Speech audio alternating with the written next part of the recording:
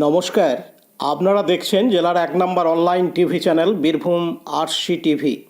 আপনাদের সঙ্গে আমি শুভাশিস। শুরু করছি আজকের সংবাদ। বিস্তারিত সংবাদে যাবার আগে দেখে নেব সংবাদ শিরোনাম।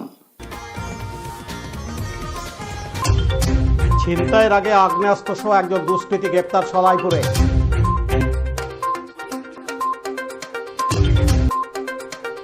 আগুনে ক্ষতিগ্রস্ত পরিবারের পাশে লোবা অঞ্চল তৃণমূল কংগ্রেস।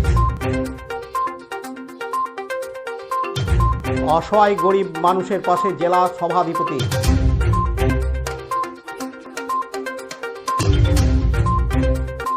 103তম মাঘ মেলা শুরু শ্রীনিকেতনে।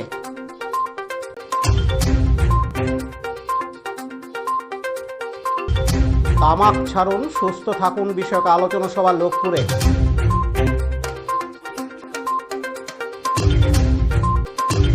একদিনের ভলিবল টুর্নামেন্ট রাজনগরের আড়ালি গ্রামে। দুবরাজপুর চ্যাম্পিয়ন ট্রফির ক্রিকেট টুর্নামেন্টের ফাইনাল খেলা।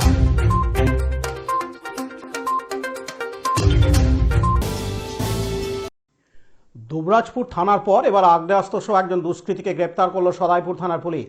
সদাইপুর থানার পুলিশ সূত্রে জানা যায়, গতকাল শুক্রবার 7 ফেব্রুয়ারি রাত্রে সদাইপুর থানা এলাকার শাহপুর পানুরিয়া রাস্তায় দোস্তাবাদ ব্রিজের কাছে দুজন দুষ্কৃতী অস্ত্র নিয়ে ছিনতাইয়ের উদ্দেশ্যে দাঁড়িয়েছিল। গোপন সূত্রে খবর পেয়ে ওই জায়গায় হানা দেয় সদাইপুর থানার পুলিশ। সেখানে হাতে নাতে পাকড়াও করে শেখ আনাবুল নামে এক দুষ্কৃতীকে। ধৃতের বাড়ি দুবরাজপুর ব্লকের সদাইপুর থানার শাহপুর গ্রামে। তবে আরেকজন দুষ্কৃতী পুলিশকে দেখে চম্পট দেয়। তবে তার খোঁজে জোর তল্লাশি চালাচ্ছে সদাইপুর থানার পুলিশ। আজ শনিবার 8 ফেব্রুয়ারি ধৃত শেখ আনামুলকে সিউড়ি আদালতে পেশ করা হয়। প্রসঙ্গত, এর আগেও বিভিন্ন থানায় ধৃত শেখ আনামুলের নামে মামলা রয়েছে।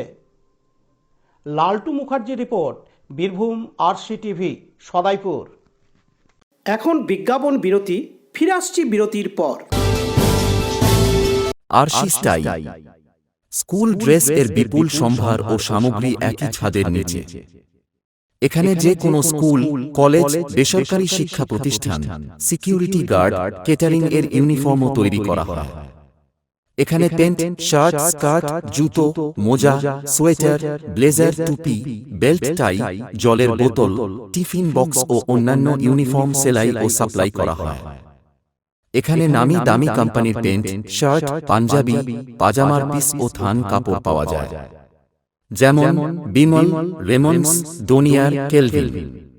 এখানে গিফট আইটেম, আধুনিক ডিজাইনের কার্পেট, ডাইনিং কভার, পাপোশ, পর্দা ইত্যাদি পাওয়া যায়। বিশেষ প্রস্তাব, প্যান্ট, শার্ট, ব্লাউজ, চুড়িদার, সেলাই ও ফলস পার করা হয়। যোগাযোগ করুন 9883752306। ঠিকানা দুবরাজপুর ফ্যাশন এক্সপ্রেসের পাশে। ফিরে এলাম বিরতির পর। গতকাল শুক্রবার 7 ফেব্রুয়ারি সন্ধ্যায় দুবরাজপুর ব্লকের লোবা গ্রাম পঞ্চায়েতের মেটে গ্রামে আগুনে ভস্মীভূত খড়ের চালার মাটির বাড়ি। আগুনে ক্ষতিগ্রস্ত বাড়িতে থাকা সমস্ত জিনিসপত্র। আগুনে ক্ষতিগ্রস্ত বাড়ির মালিকের নাম জয়দেব ডোম। পেশায় তিনি দিনমজুর। বাড়িতে আগুন লাগায় অসহায় হয়ে পড়েছেন তিনি। জানা গেছে, আগুন লাগার সময় বাড়িতে কেউই ছিলেন না, প্রত্যেকে কাজে বাইরে ছিলেন। আগুন লাগার খবর জানাজানি হতেই গ্রামবাসীর ও তৃণমূল কংগ্রেসের কর্মীরা ছুটে আসেন এবং আগুন নেভানোর কাজে হাত লাগান। আগুন যাতে ছড়িয়ে না পড়ে সেই জন্য প্রত্যেকে হাতে হাত মিলিয়ে কাজ করেন। খবর পেয়ে ঘটনাস্থলে পৌঁছায় দুবরাজপুর থানার পুলিশ ও দমকলের একটি ইঞ্জিন। পরে আগুন পুরোপুরি নিয়ন্ত্রণে আসে। আগুন লাগার সময় বাড়িতে কেউ না থাকায় সমস্ত জিনিসই পুড়ে নষ্ট হয়। কী কারণে আগুন লাগলো তা নিয়ে ধন্দে রয়েছেন গ্রামবাসীরা। ঘটনার কথা জানার পরই ওই পরিবারের সঙ্গে যোগাযোগ করেন তৃণমূলের লোবা অঞ্চল সভাপতি পিনাকি চক্রবর্তী। আজ শনিবার 8 ফেব্রুয়ারি আগুনে ক্ষতিগ্রস্ত পরিবারের পাশে দাঁড়াতে পরিদর্শনে যান তৃণমূলের লোবা অঞ্চল সভাপতি। আগুনে ক্ষতিগ্রস্ত পরিবারের হাতে আর্থিক অনুদান 5,000 টাকা সহ 2টি তিরপল, 5টি কম্বল তুলে দেয় তৃণমূলের অঞ্চল সভাপতি। পাশাপাশি পরবর্তী সময়ে ওই পরিবারের সাথে থাকার বার্তা দেন বলে জানান তৃণমূলের লোবা অঞ্চল সভাপতি পিনাকি চক্রবর্তী। এদিন তিনি আরও জানান, কি করলেন আজকে? কালকে একটা ঘটনা ঘটেছে আমাদের লোবা অঞ্চলের মেটেগ্রাম বুথ, সেই বুথে ডোমপাড়া জয়দেব ডোমের বাড়ি, বড় বাড়ি, মাটির বড় বাড়ি। কালকে হঠাৎ আগুন লেগে যায়। আগুন লাগাতে সমস্ত যেসব কর্মীরা আছে আমাদের, সে কর্মীরা ঝাঁপিয়ে পড়ে আগুন আয়ত্তে আনে। তারপর দমকল বাহিনী আসে, তখন কিন্তু গোটা বাড়িটা মাটির বাড়ি, বড় বাড়ি, জর্জেট ডোমে গোটা বাড়িটা পড়ে যায়। সেইখানে আমরাও খবর পাই। আমি কাল একটা অন্য জায়গায় ফয়সালা দিয়েছিলাম, রাত হয়ে গিয়েছিল। সেদিন আমাদের বুথের সভাপতি, সহসভাপতিরা এবং কর্মীরা সমস্ত ওরা ঝাঁপিয়ে পড়েছে আগুন নিয়ন্ত্রণে আনার জন্য। আজকে এনাদেরকে নিয়ে আজকে জর্জেট ডোমের বাড়ি গিয়েছিলাম, দেখলাম বড় কাঁচা বাড়ি একদম পুড়ে ছাই হয়ে গেছে। আমরা লোবাঞ্চল তৃণমূল কংগ্রেসের পক্ষ থেকে আমরা তিরপলের ব্যবস্থা করলাম, কম্বলের ব্যবস্থা করলাম এবং আর্থিক সহযোগিতা করে পুনরায় যেন বাড়িটাকে আবার থাকার ব্যবস্থা করা হয়, সেই জন্য আমরা সমস্ত রকম ওনার পাশে আছি, জয়দেব ডোমের পাশে আছি। জয়দেব ডোমের যা অসুবিধা আছে আমরা লোবাঞ্চল তৃণমূল কংগ্রেস দেখব, কোনো রকম কোনো অসুবিধা করতে দেবো না। লালটু মুখার্জির রিপোর্ট, বীরভূম RCTV, দুবরাজপুর। এখন বিজ্ঞাপন বিরতি, ফিরে আসছি বিরতির পর। দুবরাজপুর শ্রী শ্রী রামকৃষ্ণ আশ্রম পরিচালিত অভেদানন্দ সেবামঙ্গল হাসপাতাল বীরভূম জেলার বুকে একটি অন্যতম সেরা চক্ষু হাসপাতাল। এখানে প্রত্যেক দিন স্বল্প মূল্যে অত্যাধুনিক যন্ত্রপাতির সাহায্যে অভিজ্ঞ চক্ষু বিশেষজ্ঞের দ্বারা চক্ষু পরীক্ষা ও চক্ষু ছানি অপারেশন, পেকো মাইক্রো সার্জারি করা হয়। এছাড়াও এই হাসপাতালে অতি স্বল্প মূল্যে যাবতীয় পরীক্ষা নিরীক্ষা, যেমন রক্তের সমস্ত রকম পরীক্ষা, ECG, USG, থাইরয়েড পরীক্ষা করা হয়। এখানে অতি স্বল্প মূল্যে চশমাও তৈরি করা হয়। এছাড়াও এখানে প্রত্যেক দিন বিনামূল্যে অন্যান্য রোগেরও চিকিৎসা করা হয়। আমাদের আদর্শ শিব জ্ঞানে চিত সেবা। যোগাযোগের নম্বর 9382571046 অথবা 9564554959 অথবা 7407405155। ঠিকানা অভেদানন্দ সেবামঙ্গল হাসপাতাল, ওয়ার্ড নম্বর 4, দুবরাজপুর, বীরভূম। ফিরে এলাম বিরতির পর। নানুর বিধানসভার অন্তর্গত নানুর নিবাসী সানিয়া খাতুনের শুভ বিবাহে এই অসহায় পরিবারের পাশে দাঁড়ালেন বীরভূম জেলা পরিষদের সভাধিপতি ফাইজুল হক ওরফে কাজল শেখ। পরিবারে পিতৃহারা সানিয়া এবং তার মা। সানিয়ার মা হস্তশিল্পের কাজ করে কোনো রকমের সংসার চালান, কিন্তু মেয়ের বিবাহ থাকায় খুবই দুশ্চিন্তায় ছিলেন সানিয়ার মা। কী করে মেয়ের বিবাহ সম্পন্ন হবে সেই সংবাদ কাজল শেখের কাছে পৌঁছায়। তিনি সঙ্গে সঙ্গে পরিবারের সঙ্গে সাক্ষাৎ করেন। তারপর সানিয়ার বিবাহের খরচ বাবদ দাদা হিসাবে মা সেলিনা বিবির হাতে আর্থিক সাহায্য তুলে দেন জেলা পরিষদের সভাধিপতি ফাইজুল হক ওরফে কাজল শেখ। কাজী আমিরুল ইসলামের রিপোর্ট, বীরভূম RCTV, নানুর। এখন বিজ্ঞাপন বিরতি, ফিরে আসছি বিরতির পর। সব থেকে ভালো চিকিৎসা সবচেয়ে কম খরচে, সবচেয়ে কম খরচে। সব থেকে ভালো চিকিৎসা সবচেয়ে কম খরচে, সবচেয়ে কম খরচে। বিশ্বমানের স্বাস্থ্য পরিষেবা মিলবে দিনে রাতে, বিশ্বমানের স্বাস্থ্য পরিষেবা মিলবে দিনে রাতে। মণি মহেশ হসপিটাল, মণি মহেশ হসপিটাল, মণি মহেশ হসপিটাল, মণি মহেশ হসপিটাল। মণি মহেশ হসপিটাল, দুবরাজপুর, বীরভূম। ফিরে এলাম বিরতির পর। রীতি মেনে প্রতি বছর নয় এবছরেও 103তম শ্রীনিকেতনের বাৎসরিক উৎসব শুরু হয়। রবীন্দ্রসঙ্গীত প্রদীপ প্রজ্বলনের মাধ্যমে মাঘ মেলার শুভ সূচনা হয়। উদ্বোধনী অনুষ্ঠানে উপস্থিত ছিলেন রাজ্য দূষণ পর্ষদের চেয়ারম্যান কল্যাণ রুদ্র। বিশ্বভারতী ভারপ্রাপ্ত উপাচার্য বিনয় কুমার সোরেনের অনুপস্থিতিতে বিশ্বভারতীর ভারপ্রাপ্ত উপাচার্য নারায়ণচন্দ্র মণ্ডল সহ বহু বিশিষ্ট ব্যক্তিবর্গ। এই মেলার বিশেষত্ব, গ্রামের বিভিন্ন ধরনের বড় আকারের সবজি ও ফলের প্রদর্শনী প্রদর্শিত হয়। মেলার প্রথম দিনেই ভিড় চোখে পড়ার মতো ছিল। মেলা বেশ জমে উঠেছে। এই মেলাতে বাউল ফকিরের গানের আসর বসেছে। কবিগুরু রবীন্দ্রনাথ ঠাকুর 1922 সালে 6 ফেব্রুয়ারি মেলা শুরু করেন। যদিও এই মেলা শ্রীনিকেতনের বার্ষিক উৎসব, কিন্তু স্থানীয় বাসিন্দাদের কাছে এটি মাঘ মেলা বলে পরিচিত। এই মেলাতে শিল্প, কৃষি প্রদর্শনী ছাড়াও হস্তশিল্প ও অন্যান্য বিভিন্ন স্টল এই মাঘ মেলায় স্থান পেয়েছে। এই মেলাতে প্রায় 85টি স্টল রয়েছে বলে জানা যায়। এই মেলাতে আশেপাশের গ্রাম ও বোলপুর শহরের মানুষেরা ভিড় জমিয়েছেন। মেলা জমজমাট হয়ে ওঠে 3 দিন, কারণ এই মেলাটি 3 দিনের। এদিন বিশ্বভারতীর ভারপ্রাপ্ত উপাচার্য বিনয় কুমার সোরেন জানান, মাঘ মেলা এটা বিশ্বভারতীর নিজস্ব মেলা।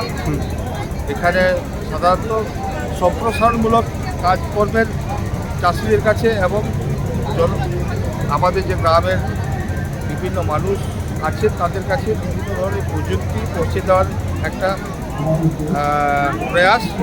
এটা দিন চলে আসছে যে গ্রামের উন্নতি তখনই হবে যদি গ্রামের মানুষ তারা স্বাবলম্বী হয় বিভিন্নভাবে, চাষবাস দিতে হোক, বিভিন্ন হাতের কাজ বা বিভিন্ন শিল্পের মাধ্যমে, এবং তারা স্বাবলম্বী হলে কিন্তু আমাদের গ্রাম স্বাবলম্বী হবে। গ্রাম স্বাবলম্বী হলে আমাদের একটা জেলার থেকে দেশ, এইভাবে তার কনসেপ্ট, সেই কনসেপ্টটাকে আমরা কাজে লাগিয়ে এই মাঘ মেলা প্রতি বছর হয়ে আসছে। ভালো লাগছে, অনেকে এসছে, বিভিন্ন ধরনের স্টলও এসছে। সেখান থেকে আশা করি অনেকেই বিভিন্ন ধরনের ইয়ে পাবে আর কি, মেসেজ আর কি পাবে। কদিন চলবে?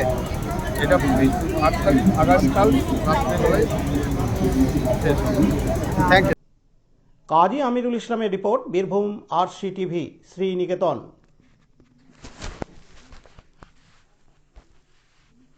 এখন বিজ্ঞাপন বিরতি, ফিরে আসছি বিরতির পর। এখন বিজ্ঞাপন বিরতি, ফিরে আসছি বিরতির পর।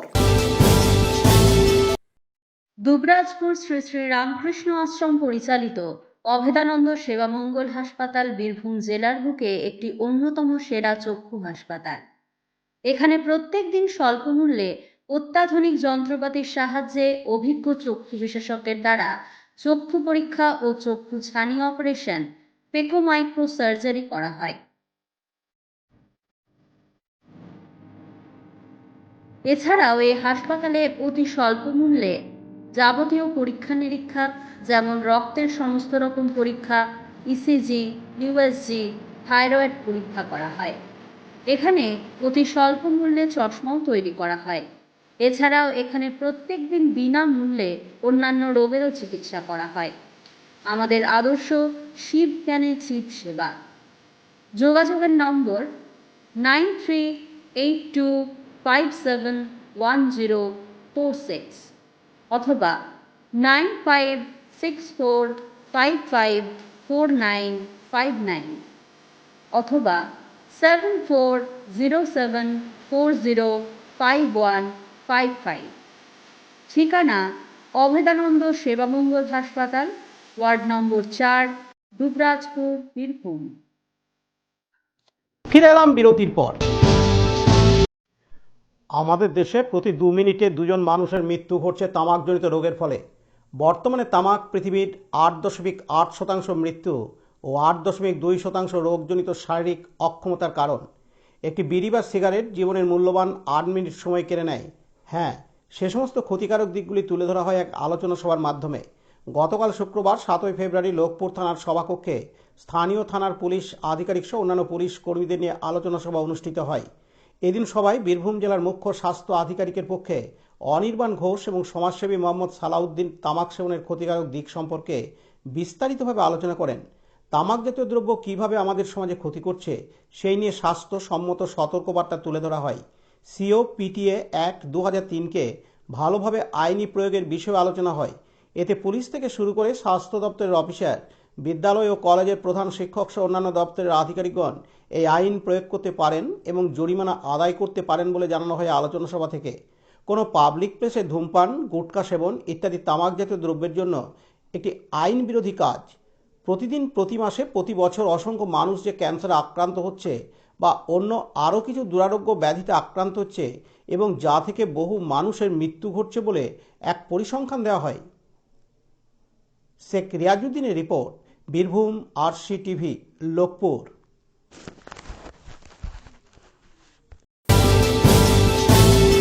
এখন বিজ্ঞাপন বিরতি, ফিরে আসছি বিরতির পর।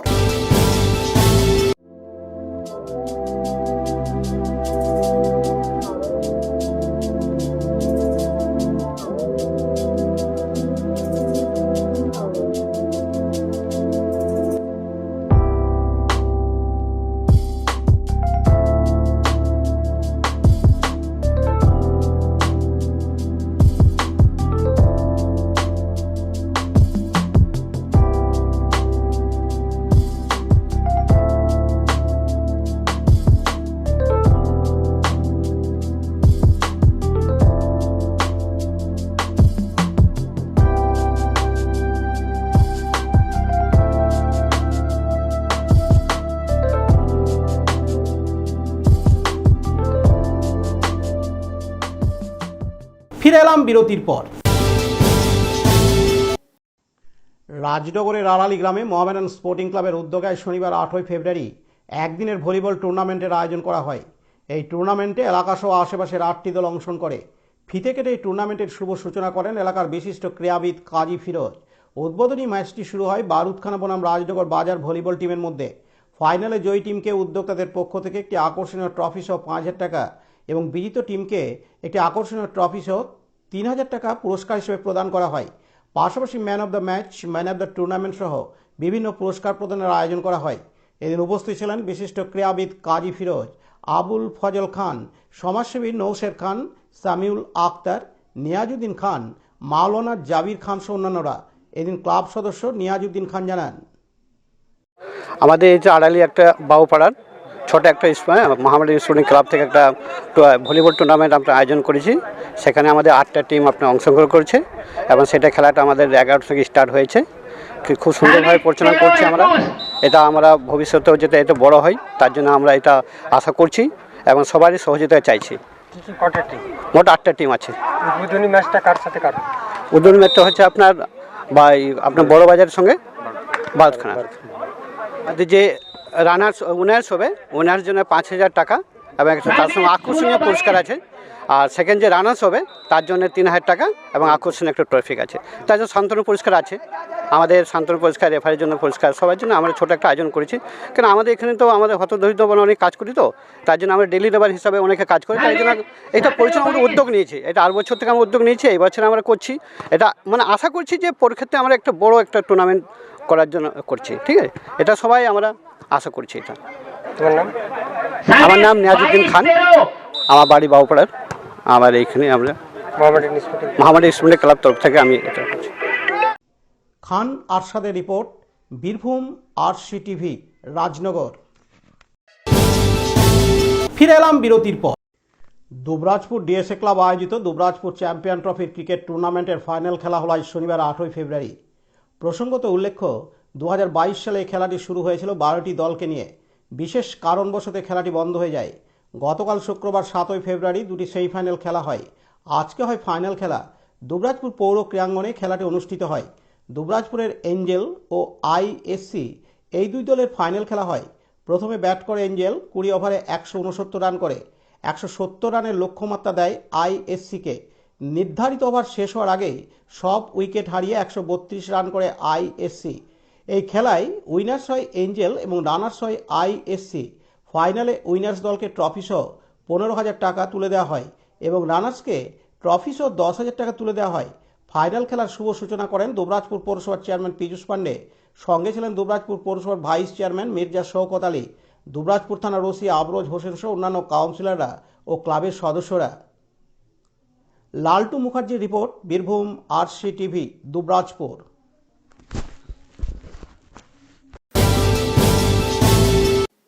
আজকের সংবাদ এই পর্যন্ত। পরবর্তী সংবাদের জন্য চোখ রাখুন বীরভূম RCTVর পর্দায়। নমস্কার।